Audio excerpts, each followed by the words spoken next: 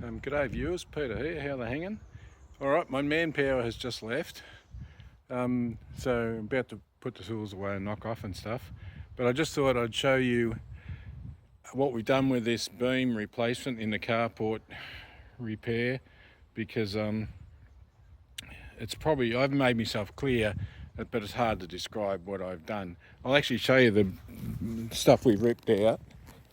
So this is the post, which was a cypress pine post, and as you can see I put a new stirrup and stuff like that, and this was the LVL beam with these brackets that I didn't like.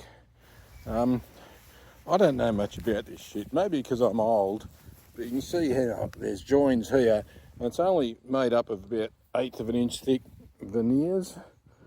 Can you see that? Now I suppose young people would say, oh well, that's great because you can make any size timber you want. You could make a 18 inches by 6 inches piece of wood if you wanted, just by stacking up these veneers. But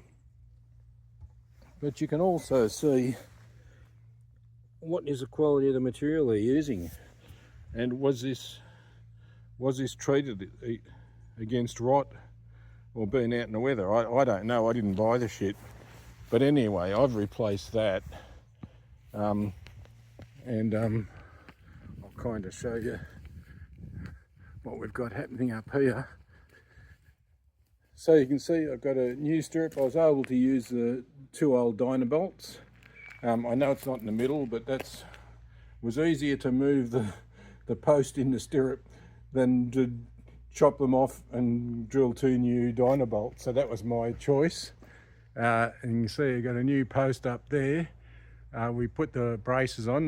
These braces are a little bit small, but the wife's got to get a 4-wheel drive in here, so I didn't want to encroach too much in this space because a 4-wheel drive is fairly high. And then you can see I recycled the old spouting, and I put the flashing on, which took a time, so you can possibly see these stainless steel bolts and the unusual mounting for the spouting. See these brackets? They're just galvanised brackets that it looks like it's just sitting there, but there's a flashing that goes over the top. I'll show you in a minute. And I recycled this old post, and look, the joinery, I'm not a carpenter, but I think that joinery is probably better than a carpenter would do, because all the joints are nice and tight.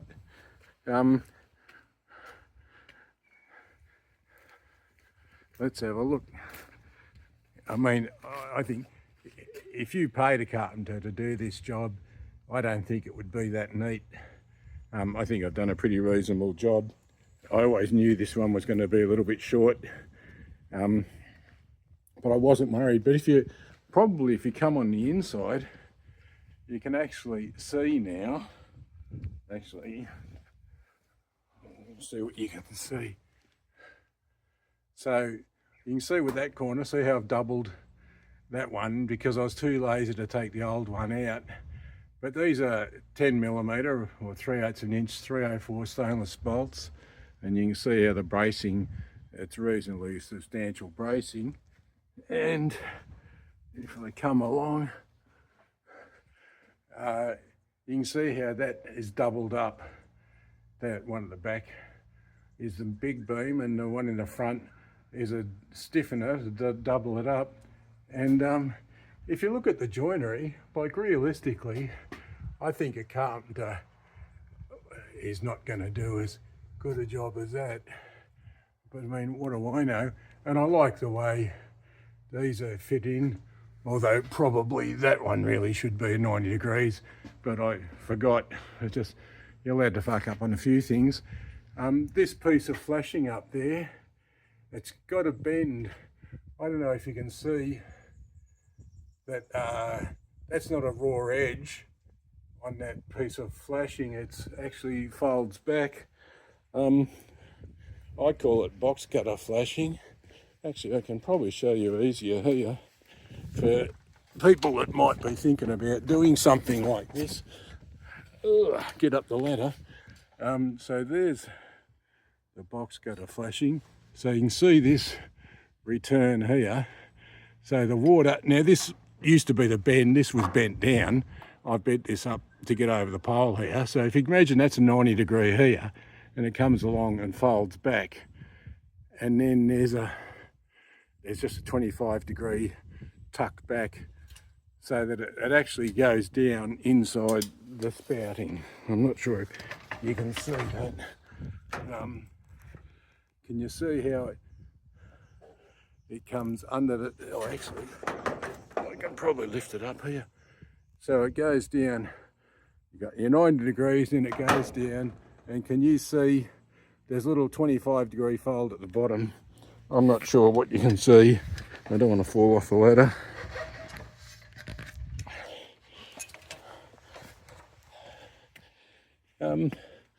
Yeah, so I think it looks good and it's straight. Actually, if you stand here, I don't know if you can see, it's been a long time since I've seen that beam straight, but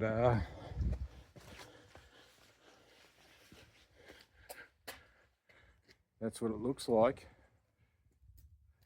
And you can see how rotten this beam is. And yeah, I know I'm going to cop a lot of flack from people saying, look, you should have changed this beam out. And yes, I should have, but it's only the top 4 inches that's doing anything.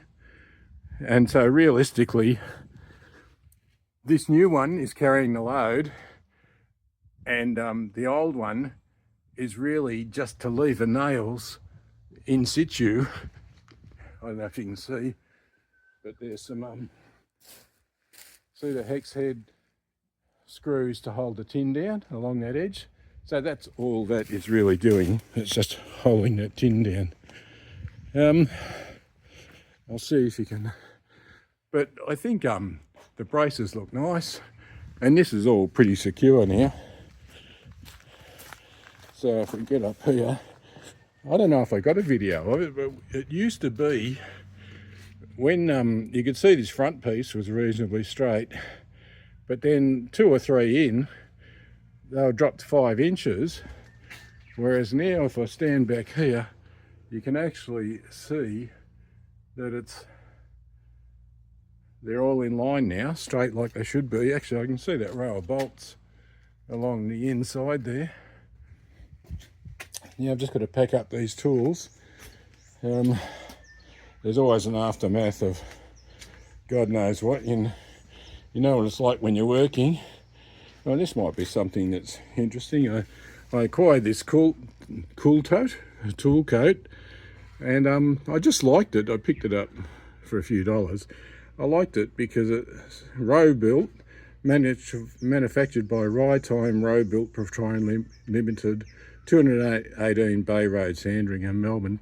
And that was a little company, and I think I only had 4 or 6 staff. And they used to manufacture between the 1920s and probably about the 1980s. Toy train sets were a very big hobby in Australia, and they used to manufacture stuff for train sets, like little level crossings and buildings and infrastructure for the train sets.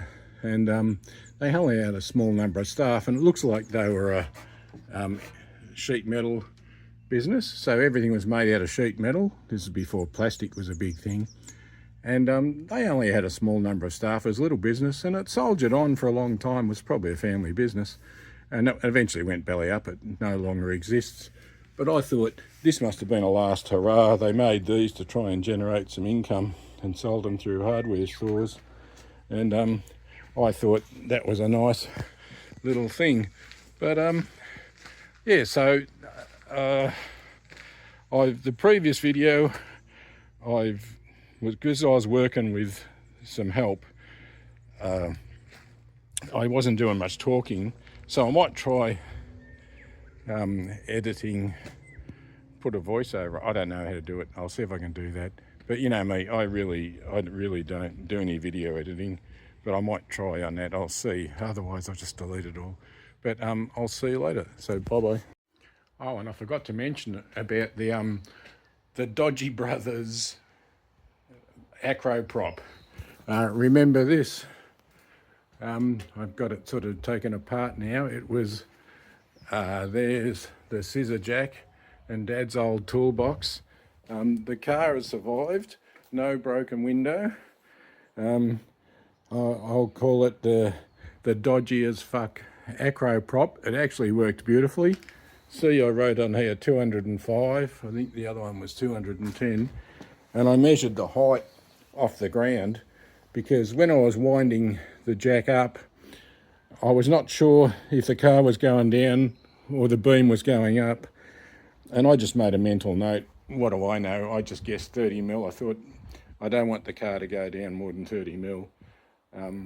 But as it turns out, the car went down about 15 and it seemed about, just felt right, whatever that means.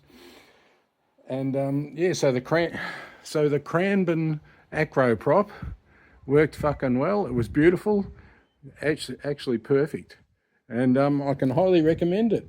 It was probably the safest acro prop. Look at this, I'm tripping over shit all the time. I've got to clean this up. It was probably the best acro prop was the car one. And fuck, didn't it look horrible? It was fucking awful. But yeah, I just forgot to mention it and I thought it was funny. So yeah, the Cranbourne acro prop worked like a dream. So highly recommended. Uru.